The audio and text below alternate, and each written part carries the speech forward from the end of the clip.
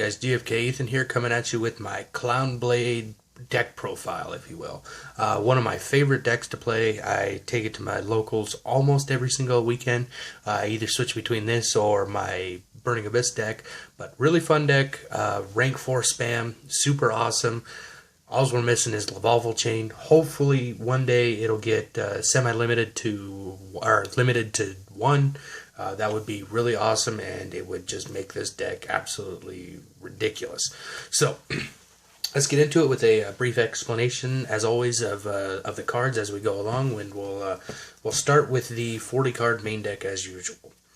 So we have 3 copies of Performage Trick Clown. One of the main stars of the deck for the normal, or for the main deck, obviously, is he can be when he is sent to the graveyard, you pay 1,000 life points and he is able to come back to the field, special summoned with 0/0 attack and defense. Yes, he can target himself, or he can target any other Performage card in your graveyard. But really good.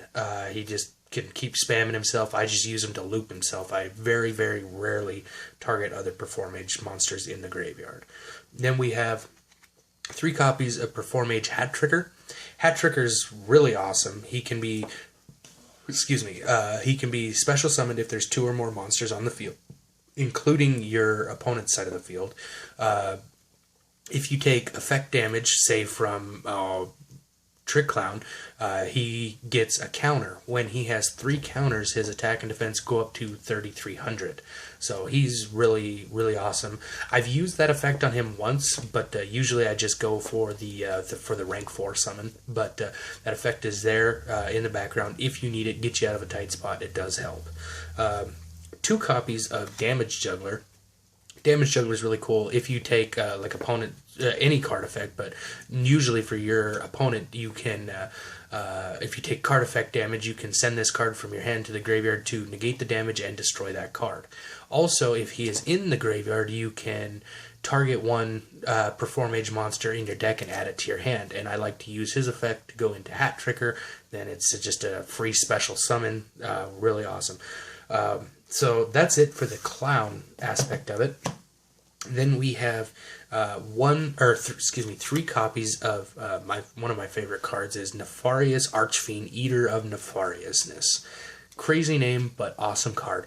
It can be special summoned from your hand when you control at least 1 spellcaster type monster.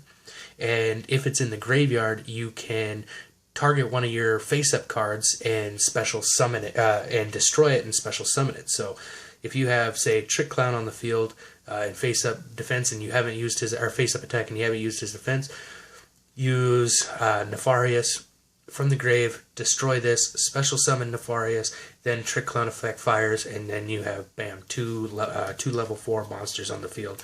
Real quick, real easy. So Nefarious is also one of the main stars of the deck, which is why I run 3 copies of it.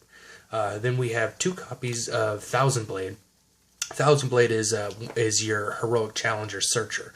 When he's face up on the field, or face up attack on the field, you can discard 1 heroic card to the grave, use Thousand Blade to search for another one and special summon it, and then go for a rank 4 summon. Also, when he is in the graveyard and you take effect damage, say by like Trick Clown, he gets special summon. So Trick Clown, Nefarious, and Thousand Blades, they all can combo off each other. Then bam, you got 3 rank 4 or 3 level 4 monsters on the field.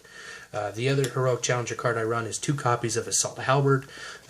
If you control no monsters and your opponent controls at least 1, you can special summon this card from your hand, and he inflicts piercing battle damage. And when he inflicts damage to your opponent, you can search 1 other heroic card from your deck to your hand. So that's really nice, really helpful.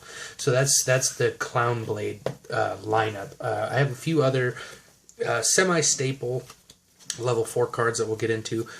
1 Mathematician, which he is a rank 3, but I use him for his graveyard effect, send a card to the graveyard, and then also I run Wonder Wand in this deck and use Mathematician as the Wonder Wand effect, so then you can draw 2 cards without taking battle damage. So that's really nice. 1 copy of Photon Thrasher can be special summoned from your hand.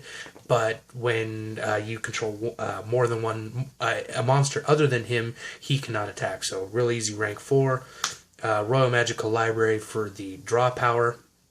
Denko, just to kind of buy you some time and avoid set spell or trap cards.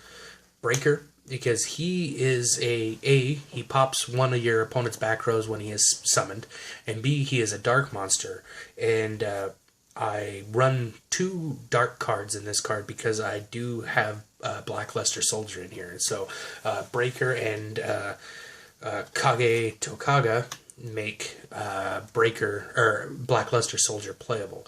So I do have Kage for his when you normal summon, he can be special summoned, and similar to that is Tin Goldfish. When I normal summon Tin, you can special summon another level 4 or lower monster from your hand. So that's really nice. And then the big cheese himself is Black Luster Soldier. Really awesome card. Obviously killer effects, and he works in this deck, and works in most every deck, and I've used him just this last weekend at my regionals with this deck, and I took 4th place out of 12 players with this deck. I lost to Nekroz, Evil Swarm, and a Ghostrix deck. So really tough decks, but this deck beat a lot of other decks also. So really awesome. So that's it for the monster lineup. We'll get into the spells with Chicken Game, one of your main spells of the deck. Really awesome effect that both you and your opponent can use. Pay 1,000 life points to use one of the effects, and that's draw a card, destroy this card, or make your opponent gain 1,000 life points. And it is whoever the other effect is whoever the turn player is that has the least amount of life points takes no battle damage. So it gets you kind of out of a tight spot, but if you're going for an OTK with this deck, Chicken Game can get in the way, which is also why I have Breaker and a couple copies of MST and all that. So Chicken Game, and then 2 copies of Terraforming, just in case you lose one, or if you had to destroy it to make a big attack, and then you have it Terraforming, you can put another Chicken Game back on the field, use the draw power. So these 4, you could do 3 Chicken Game and 1 Terraforming, or however. This is just my personal favorite. I like it this way, just because I'm fancy like that. Then because opponent monsters on the field are kind of a pain and they get in the way, I run 1 Raigeki, 2 Dark Hole, and 1 Lightning Vortex. And you can argue that Lightning Vortex isn't a good card, but in this deck it really is, especially if you have a Trick Clown in your hand, because you bam, Lightning Vortex, discard Clown Blade, or Trick Clown. Trick Clown comes back to the field as a special summon, and you still are open for a normal summon and at least get 1 rank 4 Xyz monster out there. So Lightning Vortex is a really good card in this deck. I really like it a lot. Draw power, 2 Upstart, and 1 Wonder Wand for Mathematician, as I said before. Really good card. I like it a lot. It just helps you draw cards, as well as a Chicken Game, because you want to keep cards, because you can play out of your cards real fast, but cards like Wonder Wand and Upstart and Chicken Game, you can draw back into a bunch of cards that turn. So then 1 copy of Double Summon for obvious reasons. MST Foolish. Now I use Foolish fairly sparingly. I either use Foolish for Breaker or Kage to send to the graveyard, just if I draw into a Black Luster Soldier. Otherwise, I have used it for Trick Clown Summon, but it kind of doesn't. It's almost kind of a waste when you use it for Trick Clown, but it is there if you need it. Then we have 1 copy of Rhoda for the few warrior monsters that you do have, and then a few staple traps like Bottomless, Mirror Force, and my Italian Compulse. So staple traps, and then here we'll get into the extra deck, and we'll start off with the main stars of the extra deck. I go into these guys every single duel, almost doesn't matter. 1 Performage Trapeze Magician, number 58 Burner Visor, Dark Rebellion Xyz Dragon, Gem Knight Pearl, and Stellar Knight Deltaros. Pretty common cards. Trapeze can detach 1 to make you make any one of your other monsters attack twice, but then it ends the battle phase. And then when he is sent to the graveyard, you can search another Performage monster. 58, you can equip to another Xyz, and it can attack your opponent directly. Dark Rebellion allows you to cut one of your opponent's monster's life points in half, and then he gains it. So that Dark Rebellion in combo with Burner Visor and Trapeze is just absolutely wicked.